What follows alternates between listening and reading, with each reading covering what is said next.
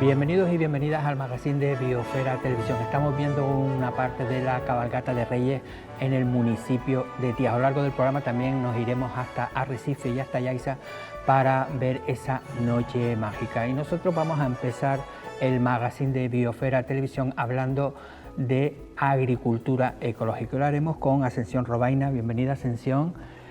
De la Sociedad Agraria de Transformación El Jable, esa sociedad de agricultores, una especie de cooperativa, ¿no? Se puede decir. Sí, es una cooperativa, sí. Y esa cooperativa tiene entre ceja y ceja que la agricultura ecológica es el futuro. Es el presente. Bueno, desde luego es el futuro, pero es el presente de los agricultores que conforman esta cooperativa, es el día a día. ¿Y por qué tenemos que ir hacia la agricultura ecológica? ¿Por qué no seguimos, por ejemplo, bueno, ha tenido no sé si éxito o se mantiene todavía una agricultura en general? ¿Por qué tenemos que ir hacia la ecológica? La agricultura no debería tener adjetivo, no deberíamos hablar de agricultura orgánica, ecológica, regenerativa, biodinámica, no deberíamos poner ese adjetivo, pero tal como están las cosas, donde se ha hecho una agricultura convencional muy agresiva con el medio, sí deberíamos poner adjetivos hasta efectivamente tener una actividad agrícola respetuosa con ese medio ambiente y con la salud de las personas y de los suelos, ¿no? Porque a lo mejor tenemos ese falso mito de que es imposible tener una agricultura si no es ecológica. Necesitamos productos para que las plantaciones, los cultivos sobrevivan, para matar los bichos, para que se produzca más. Es decir, es que si no, tenemos que echarle, ¿no? Como decía, todo esto, químicas para que esos productos podamos subsistir en una isla muy seca como la isla de Lanzarote. Hablamos de ecosistema. Un ecosistema es un universo donde, bueno, hay una parte de eso que a los agricultores no les viene bien porque disminuyen sus cosechas, pero también deberíamos preguntarnos por qué se produce ese tipo de enfermedades, ¿no? Deberíamos mantener eso equilibrado, ese territorio en el que producimos alimentos. ¿Cómo no producir, cómo no observar la tierra y los equilibrios que se producen en esa parte del territorio, produciendo alimentos sanos? ¿Cómo no hacerlo de otra? No entiendo cómo no hacerlo de otra manera. Deberíamos ir por este camino, sobre todo en una isla como la nuestra, donde el suelo es importante que lo conservemos. Pues claro, si tenemos en la mente eso, si hay una plaga, la única forma es con química, ¿no? Acabar con esa plaga, que es una química que a lo mejor está autorizada por los gobiernos, pero que a lo mejor no es la correcta. No sé cómo es ese debate de utilizar químicos para combatir plagas. Sí, hay una agricultura que llaman integrada, donde solamente se utilizan los productos de síntesis, químicos de síntesis, en caso de necesidad. Pero claro, eso es como estar un poquito embarazado. Se es o no se es respetuoso con el medio ambiente desde mi punto de vista, porque si actuamos así, somos respetuosos con la tierra, pero también con la salud. Detrás siempre de una actuación está la salud del ser humano. Aunque exista la convención, la norma siempre tiene trazas de algo. En agricultura, cuando se hace, por ejemplo, un análisis de residuos, se acepta como una cantidad. Pero claro, también deberíamos pensar que nos comemos un producto con una cantidad aquí, el otro tiene otra traza allí, y eso es un cóctel al final, sobre todo en los niños, que deberíamos ser conscientes de eso. Lo mejor es prevenir y lo mejor es relacionarnos con el medio de una manera amigable. Eso es lo que hace la agricultura ecológica. Claro, porque al final aceptamos eso, ¿no? Como de pulpo animal de compañía, ¿no? Básicamente, sí, pero bueno, es el progreso, ¿no? Tenemos que saber que o tenemos ese poquito de contaminación, pero que no cabe otra posibilidad. Sí caben posibilidades. Sí cabe otra posibilidad. Son formas de hacer, tiene que ver mucho también con retrotraernos un poco, y eso no es volver al pasado. A veces mirar lo que hacían nuestros mayores es avanzar, porque esa mirada a la agricultura tradicional, no cuando empezamos a introducir los productos químicos de síntesis, esos que parecían el progreso, no, anteriormente esa agricultura que observaba las características de la tierra, los sistemas de cultivo, la utilización racional del agua, y producíamos alimentos exquisitos. Bueno, deberíamos volver ahí para seguir avanzando e incorporar nueva tecnología, por supuesto. Yo no estoy negando la mayor, no estoy diciendo eso. Sí, porque además las nuevas tecnologías, una cosa puede ser el control del regadío, el control del tiempo de maduración de un producto. Es decir, eso no es intervenir dentro del proceso, ¿no? del cultivo, ¿no? Sí, es claro, ¿no? Entonces, vamos a ver si entre todos es interesante la cooperación, es decir, la unión entre los agricultores y ver el camino por el que caminar, ¿no? Lo que pasa, claro, que estamos en una isla pequeña, que lo que vamos a producir aquí, yo creo que tenemos que ser conscientes de que no da para alimentarnos a todos, ¿no? Bueno, pero no hemos empezado. Quiero decir, hay un margen todavía de tierras para poner en cultivo. Si no lo hemos hecho, no podemos vislumbrar bien cuál es nuestro nivel de autosuficiencia alimentaria. Deberíamos explorar eso también, ¿no? Pero ¿cómo convencer a alguien, ¿no? A alguien joven que quiera dedicarse a la agricultura, a la ganadería sostenible? ¿Cómo lo podemos convencer? Sí, claro, si al final ustedes ven que hay muchísimas piedras, ¿no? En el camino, ¿cómo se puede convencer a alguien? ¿O hay que convencer primero a las instituciones o a la sociedad? Bueno, hay algunas, últimamente es lo que hemos estado viendo, porque llegan a la Sattelhable sobre todo jóvenes que recibieron un tipo de subvención que los animaba a incorporarse a la agricultura y a la agricultura ecológica, para que veas que esas políticas sí sirven. Motivar a aquellos quienes quieran incorporarse al sector de esta manera hace que los números se incrementen, ¿no? Claro, a veces hablamos, sobre todo nos lo ponen en esto de nuevas tecnologías, casos de éxito, ¿no? De gente que al final en un garaje hace una aplicación y se hace millonario. ¿Hay casos de éxito en Lanzarote de gente que ha dicho, oye, he apostado por esta forma de agricultura y me estoy ganando un sueldo y estoy viviendo bien? Sí, yo pienso que sí. Bueno, escucho, por ejemplo, los ganaderos hablan, he escuchado alguna entrevista donde hablan que es viable desde el punto de vista económico y de éxito. Pero yo voy un poco más allá. A mí el éxito, desde luego la viabilidad económica es necesaria, pero también la cooperación es fundamental en el sector primario. Te puede ir bien a ti, pero a la postre no te va a venir bien si todas las estructuras desaparecen bajo tus pies. Es decir, nadie puede estar en el mercado solo.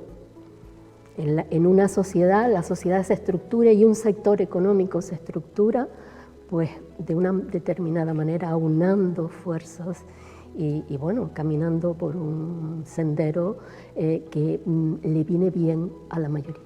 Claro, yo puedo decir, no, yo es que cultivo papas, ¿no? Y yo me saco no sé cuántos kilos al año y yo con eso tengo y me da igual lo que consuman o lo que cultiven los que estén a mi alrededor. Si yo me alío con esa gente, ¿me viene mejor a mí?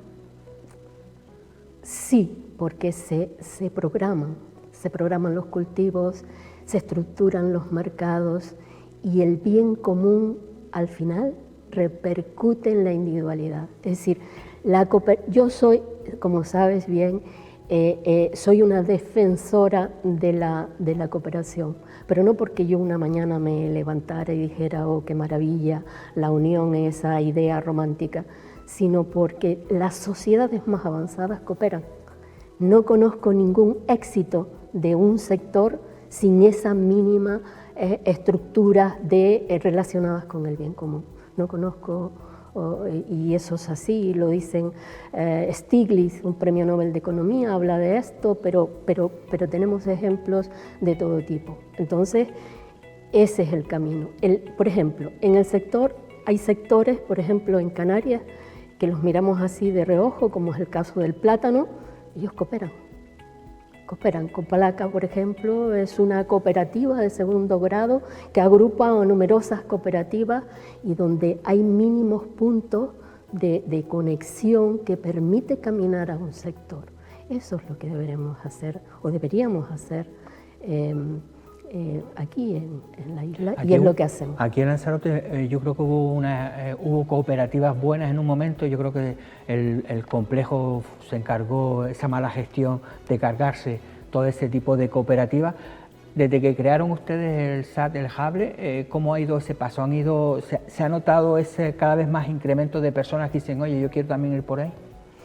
Sí, ha habido épocas lentas donde no se ha incorporado nadie, pero últimamente lo que están apareciendo chicos jóvenes. Hay una chica, María y Damaso, que ha bajado enormemente el nivel de edad, la edad de lo que es la cooperativa, ¿no? Eso es esperanzador. Vamos a ver si poco a poco, con el ejemplo, más que con la teoría, yo creo que con el ejemplo vamos a convencer, ¿no? Claro, porque aquí hablamos del relevo generacional, ¿no? Sobre todo se ve en el campo, bueno, se ve en la ganadería, es muy evidente, en la viña también, ¿no? Es imposible sostener algo si no hay ese relevo, ¿no? Es imposible. Pero claro, cuando hay trabajo ahora mismo en el sector comercial, en el hotelero, con tus vacaciones, tus pagas extras, claro, no sé cómo se puede luchar contra eso, ¿no? Con ese horario de 8 horas y me voy para mi casa. Hombre, se puede competir prestigiando al sector, y se prestigia de una manera volviéndolo sólido, devolviéndole una reputación, estableciendo el papel fundamental que juega un agricultor consciente en una isla como esta. La necesidad, es necesario ese papel en una sociedad en este momento actual, donde el cambio climático está ahí, donde la autosuficiencia alimentaria es uno de los objetivos de cualquier territorio. Es decir, se puede ir poco a poco prestigiando al sector y atrayendo a lo mejor de la población. Yo soy de una generación que en mi casa, bueno, yo soy de Montaña Blanca, y donde se decía aquello de como no estudias vas al campo como castigo. Yeah. Eso hizo mucho daño y efectivamente fueron al sector turístico. Claro, y el sector, verdad, que el monocultivo el económico de la isla, el motor, es el turismo, y eso arrasó absolutamente con ese sector primario que deberíamos recuperar poco a poco. Porque antes de eso se decía que quien tenía una tierra tenía un tesoro, ¿no? Y los ricos eran precisamente los que tenían tierras para cultivar. Exacto. Que donde estaba, de hecho, en Lanzarote, Aría era una de las zonas más prósperas porque había tierras de cultivo, y el sur era aquello no existía, ¿no? Ese tesoro. Claro, además, hablaba de las nuevas tecnologías y lo de diversificar productos, ¿no? Es decir, no, en Lanzarote es papas y cebolla. Por ese camino tampoco, ¿no? Puede sí, pero que hay que diversificar, ¿no? Hombre, también hay que tener un cierto músculo, y para tener un cierto músculo hay que cultivar aquello en lo que somos buenos, para tener una cierta ventaja con respecto a otras islas, por ejemplo, porque también deberíamos pensar que vivimos en un territorio fragmentado y donde evidentemente Podemos especializarnos también en batatas porque se dan bien, con poquita agua podemos tener una batata de calidad y podemos competir en ese territorio. Pero es verdad que con la cooperación también lo que se hace es la diversificación y nos permite estar mejor en la sociedad y en el mercado, por tanto. Sí, porque han entrado nuevos productos como la pitaya, ¿no? Eso que a lo mejor era una desconocida y parece ser que también está dando sus frutos, ¿no? Porque Lanzarote es un sitio que yo creo que se nace bien, ¿no? Se da bien. Se da bien, ¿no? Igual que los higos tunos, los tunos, que llaman en otros lugares, también podría ser interesante, ¿no? Estábamos de la agricultura ecológica y después hay una ramificación que va a los comedores escolares, ¿no? Es decir, para un poco la sociedad, cómo beneficiarse de la agricultura ecológica, beneficiar la salud de los más pequeños, que al final es todo ese proceso, y ahí entran lo que ustedes están promoviendo desde hace tiempo, lo de los ecocomedores, ¿no? Los ecocomedores es una herramienta, es un instrumento del Gobierno de Canarias, del Instituto Canario de Calidad Agroalimentaria, en lo que concierne a la agricultura, pero también habría una pata en sanidad y también en educación, por supuesto. Es una herramienta, fíjate, es una herramienta agraria, es una herramienta educativa de primer nivel y es una herramienta sanitaria. Nuestros niños tienen problemas de salud. A los 12 años se observa que tienen problemas graves de salud relacionados sobre todo con la alimentación, con la mala alimentación y el sedentarismo. Desde luego, los ecocomedores vienen a dotar de una cierta esperanza y poder revertir estos números que a mí, desde luego, como ciudadana, me produce una tremenda pena, ¿no? Hay 5 ecocomedores en Lanzarote, pero había uno hasta hace nada, sí. Es decir, que el interés, por lo menos positivo, existe. Habrá que luchar para que los otros se incorporen. La gente dirá, pero yo en mi comedor no existe, porque es mucho más caro, porque no hay esa variedad de alimentación.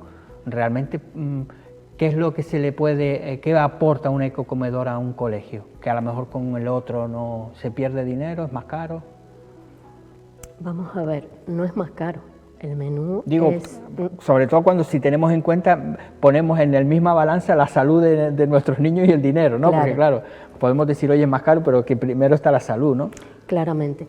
Hay una idea falaz que es esa, ¿no? La creencia de que es mucho más caro y que imposibilita a un padre pagar esa cuota, ¿no? Eso no es cierto, porque los precios de lo ecológico son precios administrados y son precios estables a lo largo del tiempo. Entonces, ese no es el problema. El problema está que evidentemente el programa requiere una cierta tranquilidad a la hora de incorporarse, porque los productores han de producir todos esos alimentos y porque la administración necesita ese proceso que sea de manera pausada, ¿no?